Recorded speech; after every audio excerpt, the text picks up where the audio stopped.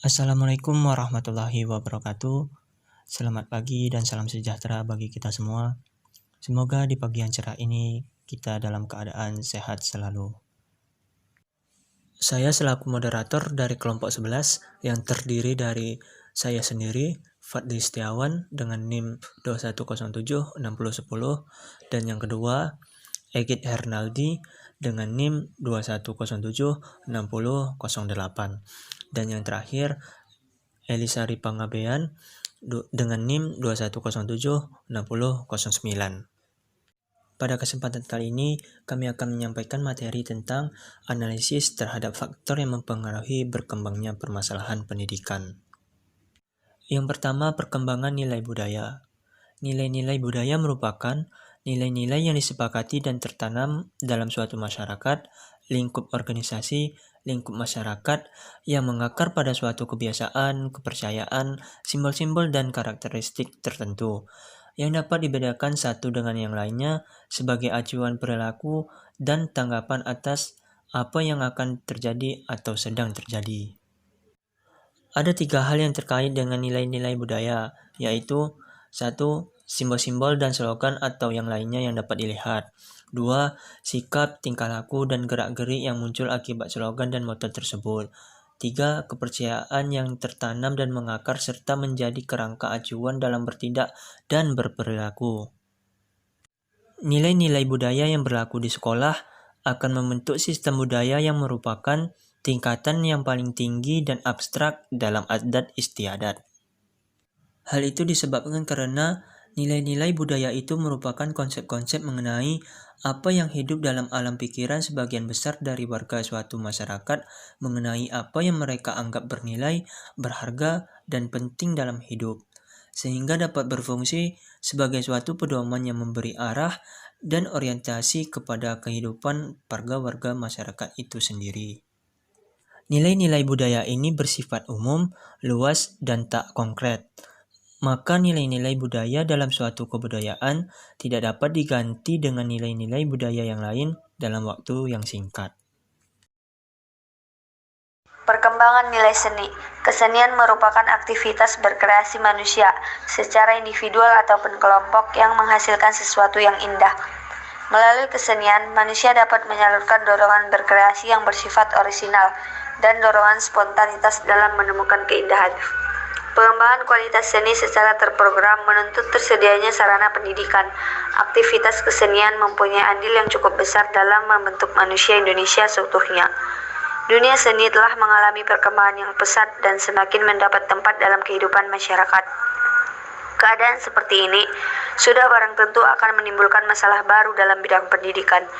Jika seni dikembangkan melalui sistem pendidikan, maka permasalahan baru akan muncul, antara lain ketersediaan sarana dan prasarana serta ketenagaan kesenian di lembaga pendidikan seperti sekolah. Pendidikan kesenian baru terlayani setelah program studi yang lain terpenuhi pelayanannya. Itulah sebabnya mengapa kesenian tidak termasuk Eptanas, di samping juga sulit menyediakan tenaga pendidiknya. Lagi pula, sarana penunjang umumnya tidak tersedia secara memadai karena mahal. Di sini saya akan melanjutkan materi, yaitu laju pertumbuhan penduduk. Masalah kependudukan dan kependidikan bersumber pada 2 hal. Yang pertama yaitu pertambahan penduduk. Menurut Emil Salim, gambaran pertambahan penduduk adalah sebagai berikut.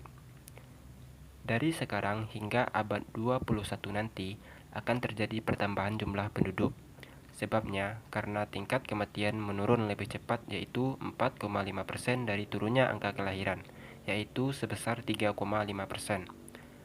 Hal tersebut akan mengakibatkan berubahnya susunan umur penduduk. Dengan bertambahnya jumlah penduduk, maka persediaan prasarana dan sarana pendidikan serta komponen penunjang terselenggaranya pendidikan harus ditambah. Dan ini berarti beban pembangunan nasional akan jadi bertambah. Dan juga terjadi pergeseran permintaan akan fasilitas pendidikan. Untuk sekolah lanjutan cenderung lebih meningkat dibanding dengan permintaan akan fasilitas sekolah dasar. Jika daya tampung suatu sekolah tidak memadai, maka akan banyak peserta didik yang terlantar atau bahkan tidak bersekolah. Hal ini akan menimbulkan masalah pemerataan pendidikan.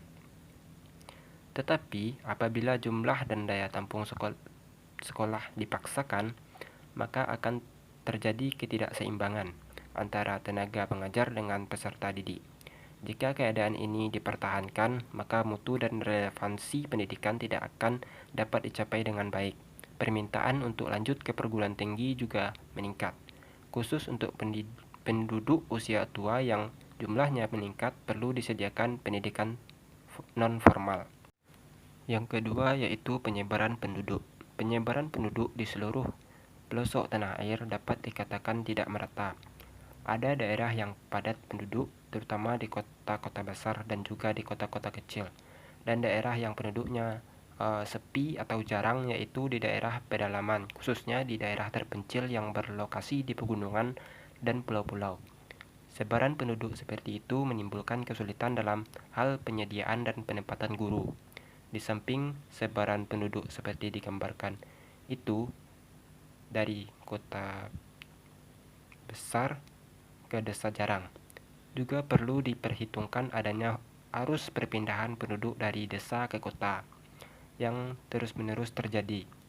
Peristiwa ini akan menimbulkan lebih sulitnya perencanaan penyediaan sarana pendidikan. Yang keempat, upaya penanggulangan faktor yang mempengaruhi berkembangnya permasalahan pendidikan. Berikut beberapa upaya penanggulangannya, yaitu 1. Pendidikan efektif perlu ditingkatkan secara terprogram.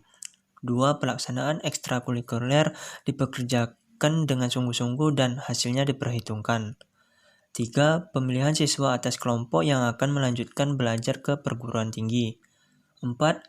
Perlu disusun rancangan yang mantap untuk direview. Dan yang kelima, tenaga kependidikan perlu diberi perhatian khusus.